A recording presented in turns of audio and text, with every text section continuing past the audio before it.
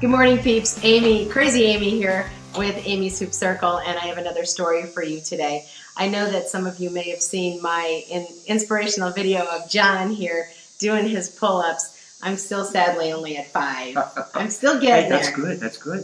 I'm still getting there. So I just want to take some moment to interview John and just to ask a few questions about him, his health motivations, and whatnot. And I know that you think, well, this has to be linked to the Hoop Circle. Well, when I first started my hoop classes, I'd be out there hooping on the lawn, and John would be walking by and say hello with a smile every time.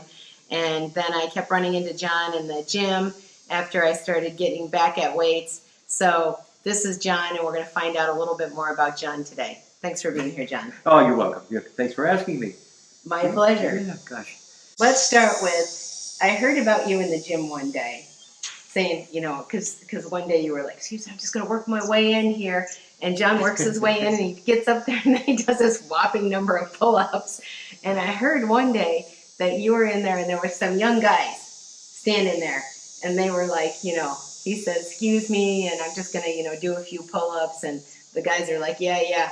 And the friend who told me this story said that he got up there and started doing pull-ups, and the young guy's mouths were like, so pretty impressive. What's your average number of pull-ups? Oh, I do 30. I do 2 sets of 15 each. And just enough to, one time one of the guys came into the gym, and he says, John, he says, how many can you really do? I said, I don't know. He said, if you give me 20, he says, I'll take you out for pancakes. So I gave him 20. And he never asked me again. He had to pay up. That's pretty awesome. So tell me, how old are you? I am 82, June 17th last. Just 82 years young. And I would say so. I would say so. And at 82, let's see, I'm 54. I'm just a few years behind you there. And I want to be doing pull-ups then, so I'm still going to keep working on it, even though I haven't hit my goal. I really, my husband's still supporting the knees, giving it the little help there. I'm trying to get to the point where I don't have that. But I am inspired by what you do. So why do I see you at the gym. How many days a week are you in the gym? Well, I do something every day except Sunday. And Monday, Wednesday, Friday, I'll do weights. Of course, every day I do biking and a jog. I see him biking on the way up to the health club. So I know he's doing that. I see him around the hood. That's what I see him. Okay. So biking and the jogging every day except Sunday. And swimming 3 days a week. The weights 3 days a week. And, not a lot of repetitions, not a lot, I'm in and out of the gym probably in 30 to 45 minutes, but just at this stage, just keep a tune-up and keep all the body parts working. I like that. A tune-up and body parts working. So when was working out and fitness a thing for you? Has it always been a thing for you, or? Yeah, well, I'll tell you, my mother told me, she said, when I was a baby, she said, you were, with the baby bottle, you were doing curls. She said, like with dumbbells. I didn't know this. We haven't talked before. No, I probably at when I was a teenager, and started to get involved in sports, and so I played high school ball, college ball, and Navy. I was in the Navy for 23 years, and I was on the sports team in the Navy, and so just that kind of forces a person to stay in shape all the time. Well, then I just it got habitual, and I said, gee, I got to continue to do this. So, it was the sports that got me started, and then as I got older, I said, I just want to maintain what I've got and not lose it. They say if you don't use it, you lose it. I hear you. You're speaking to the choir, brother. Oh gosh. So then I found it pretty essential, for mental and physical health, and of course the body. The mind depends upon the body, and so if I want to be healthy, I said I got to do it. And I love it. It's not that I, like some people just dread going out, oh, I got to work out today. I kind of look forward to it. I know. I can tell that, because you are always smiling. Always smiling and laughing, and that's no joke. And don't you think if you walked in dreading it, you wouldn't get as much out of it? That's right. Sometimes I wonder why people who come in there, they never crack a smile or anything. I said, gee, if you're that angry at working out, or what, why do you do it? Because it's not helping you. Yeah, it's true. So what ball did you play? when you were younger? Baseball, man. That was my favorite sport. And basketball in high school, but baseball in college, and baseball in the Navy. Awesome. So, What's your best baseball memory? oh boy, I went to Niagara University up in Buffalo, New York, right next to Niagara Falls, and we were playing an away game at St. Bonaventure, and it was my first. I was a freshman, and this was my first outing. And gosh, we went up to St. Bonaventure on the bus, and here I am. Coach says you're going to start today, Budiman. They called me Budiman in college, and so I started, and I pitched the three-hitter, and we won. So I said, my gosh, but that's most memorable. Getting out Yeah. there and doing what you went to college for college ball. Yeah. Yeah. Nice, Yeah. really nice. And then when you were in the Navy, how long were you in the Navy? 22 years in the Navy. Thank you for your service. Oh, you're very welcome. Very welcome. Yeah, and I wish more people would take the opportunity. It's a great way to start your life and dedicate yourself to preservation of the peace and the country, and because we got less than 1% of the population now in military service. It's all volunteer service, and so it's they need help, and they just put in a plug for them. I hear ya. And where were you based? Where did you go out of? Well, sorry, my first assignment was in San Diego, California, on a naval destroyer. You remember DD 658, the USS Colan. Never forget it. Indelible on your mind. Uh-huh. And then from there, it just kind of went from one thing to another, and ended up changing. I was a line officer, which means shipboard type, and I switched my designator to intelligence. I wanted to get into the intelligence field, so I switched fields, and then first thing they did was send me to Russian Naval Language Institute, learning to read, write, and speak Russian. Wow. Then they sent me off to the Far East, and it was an interesting tour of duty. I would take a group of 5, 6 people with me, and we sometimes would be on a nuclear submarine, sometimes we'd be flying, sometimes we'd be on an aircraft carrier, but wherever the country needed, the Navy needed intelligence, we would go aboard and with all our equipment and do the thing we were supposed to do. Nice. So nice. that was great. 22 years, and I loved it.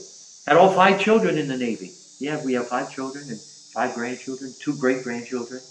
Man, we got 2 basketball teams here, Amy. There you go. Right. I don't know. You better be baseball teams, right?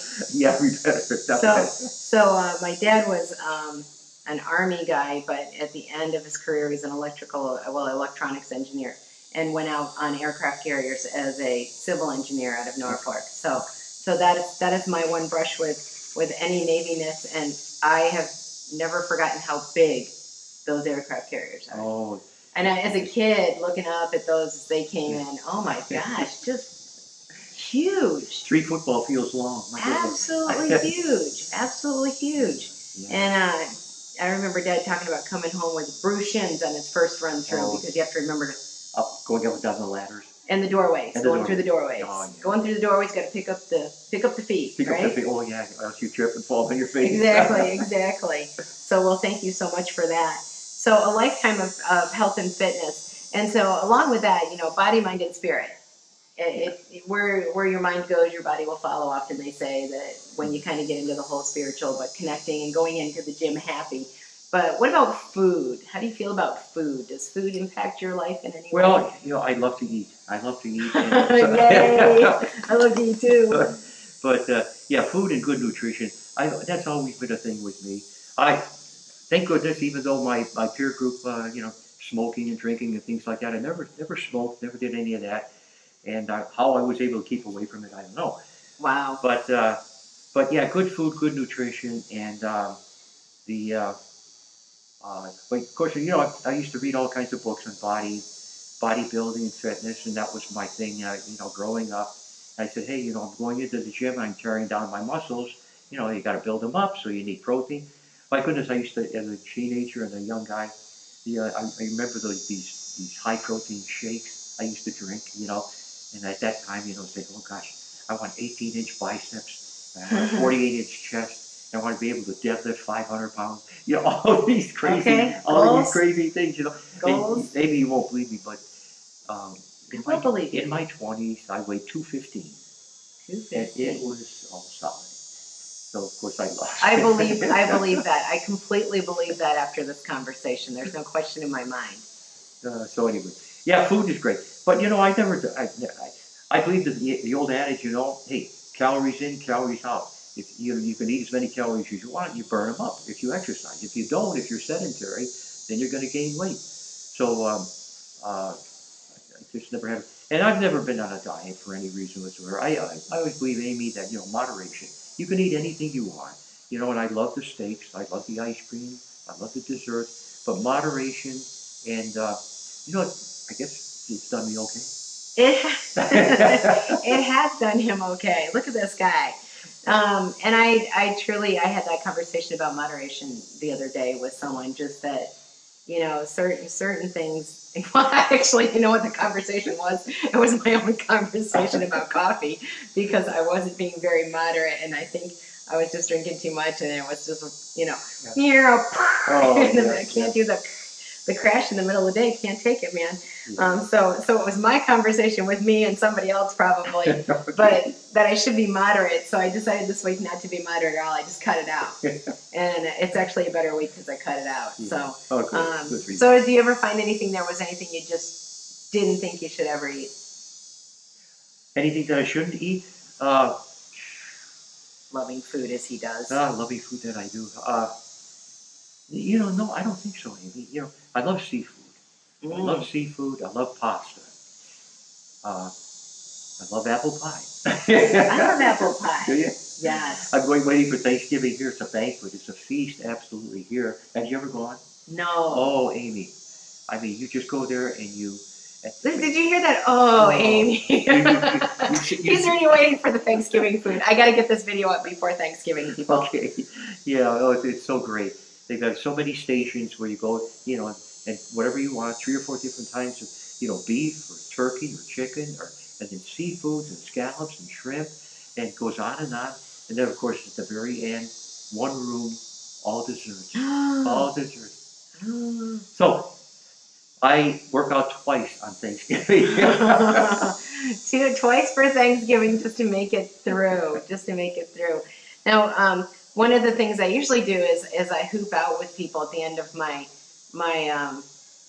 interviews, but I haven't been able to get John in a hoop yet. And I didn't even bring one today because I wasn't thinking. I thought should have been the time I could finally get him in one. So I'm going to work on that. And if I get John in a hoop, I'll share it. Oh, you'll have to videotape that because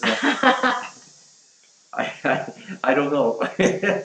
That's so funny. Well, my husband. Does he hoop it? He does now. Oh, gosh. And he never did. And when he had a really back surgery and whatnot, and so he was like, yeah, I'm not going to do it. He does arm hooping because it really helped when he came back from being ill after being out for so long. It really helped just get the arms going again because he was like flat on his back for an entire summer. Oh, God. But then he started hooping this summer while I was gone on my speaking thing that I went on, and with the Walls Protocol seminar, just a little plug for that. And he started hooping, so when I got home, he surprised me that he could get the hoop to go around his waist. This is the first time? Yeah. And we're back. Aren't I clever? It's on. It's on. So you brought some notes because I sent you an email and yeah, I just thought this morning I got up, I said, gee, I gotta think of what I'm gonna say. See, I asked you a lot of questions though. You didn't have to think too much, did you? So what are some things that you wanted to share? Okay. Based on my email with my notes in it. Okay. Well, on the Amy's always telling me, why do you smile so much, John? Smile. I do. So, he is. You have to know. He walks into the gym. He's laughing. He's smiling. He's joyful. And so these are the things that go. Yeah. No, I tell you, I don't know. I guess maybe it's a reflection of my attitude towards things. I've always had a positive mental attitude. I wake up in the morning and I'm happy to be alive. And I thank the good Lord for everything that I have. And I say, I guess a goal each day is I want to try to influence the lives of one person. If I could just, maybe change their attitude about things or what have you. I remember a thing that Jackie Robinson said, second baseman for the Brooklyn Dodgers way back in the 1940s. And on his tombstone, it says, It's not enough to be alive, but it'll be alive and make a difference. So I'm trying to make a difference in somebody's life. And I thought smiling is probably, for me, it opens doors. People otherwise wouldn't speak to you. Everybody has a frown on their face. Everybody's all stressed out. They're negative. I say, gosh, if I can only make them a little bit more positive, maybe a smile will help. So that, it's crazy, huh? No, it's great. So, I love that. okay. I absolutely love that because part of why I do these stories Mhm. is to share it and hope that somebody sees it. Maybe somebody needs this story today or one of the other stories I've taped. Mhm. And it either gives them some information, gives them some hope, some positive. Maybe somebody thinks, oh, I can't go to the gym. And they're like, yeah, I can go to the gym. If John's going to the gym, and you influenced me just by doing your pull-ups. And I'm like, yeah, if he can do that, I'm going to do it. And so what goes around comes around, I think, often. But I also think that putting it out there and putting yourself out there makes a difference. Mhm. And giving a smile to somebody who maybe is having just a terrible A terrible day day. That's it. is really a great thing. So thanks for sharing your smile. Oh, you're very welcome. That's outstanding. No, that's outstanding. I love that. Everything you just said. So what else is on your note? Okay. Notepad? Well, my goodness, I think we covered everything. See, I try. My goodness. I'm not a professional interviewer, but I try to be a really good amateur. How to reach the smile and goals. Goals, I guess the goals, Yeah. and, I asked what his goals are. What are your Yeah. fitness goals? I think just, of course, when I was younger, the goals were, to make the team, to be first string of sports and things like that. As you get older, it just, if I wanted to be physically and mentally healthy, you see so much tragedy in the world today, Oh, yeah. and people who are just, and I used to love to visit the hospitals too when I was in the service. We would make goodwill visits to different countries and just visiting people, handicapped people, saying, we're so lucky. I mean, there's so many things that can go wrong with the human body. And I wake up in the morning and I say, it's a miracle. It's really a miracle. And so I just want to maintain what I have. And I think physical and mental health ought to be an objective for everyone. So simple. I think that's outstanding. That's just outstanding. And I too, yeah, physical and mental health. Mhm. Good goal to have. Really good goal. And the one Love depends it. upon the other, Amy. If you can't be mentally healthy if your body is, Yeah. not good. So, you know, It's challenging. old. Yeah, just trying to counter the effects of it getting older. As you know, as we get older, we are, you start to lose leagues a little bit, And I said, man, I got to try to maintain what I have. Got to beat Father Time. I think you're doing a good job at it. A good job of it, and getting in the gym and sharing that smile makes a big difference. And obviously, having that lifelong attitude of health and fitness is something that you have done well with. And I appreciate you taking the time and share. I'm like, yeah, say it. I love it. I appreciate you taking the time to join me today. John Budihas is a Budiman. Is that what you said? The They call Buddha him? man had The Budiman. right. In fact, I've got one of my daughters. She was on scholarship, soccer scholarship, at the University of Rochester, and in sports too. They called her the Buddha, the Buddha, the Buddha, and I guess they picked that up from, I grew up my whole life. Everybody called me the Buddha man. Here comes the Buddha man. So she's the Buddha girl. Yeah. Yeah. I lost my train of thought. What was I saying? He's in my community, and I think having a community where there's a health club and classes and fitness and the opportunity to go walk, and we have a beautiful path right over there that you can go walk on in the morning or run and sing if you so desire. And he sings a little when he runs. I've heard him. He goes by me and I hear a hum. And I think those are really important things for community, no matter what age you are. But I feel really blessed to live in this community and have our health club where you can meet people and work out. And of course, it depends on the time of day that you're coming in and going when you see certain people, because we all have our own shifts, right? Right. And so it is a blessing. It's a blessing to wake up every day and have your mind and your body and the ability to go smile at somebody, right? There you go. Thank you. I'll give you a hug. Thank you so much for joining me, John, today. Take care, everybody. Thanks. I'm going to get him in a hoop soon. I promise.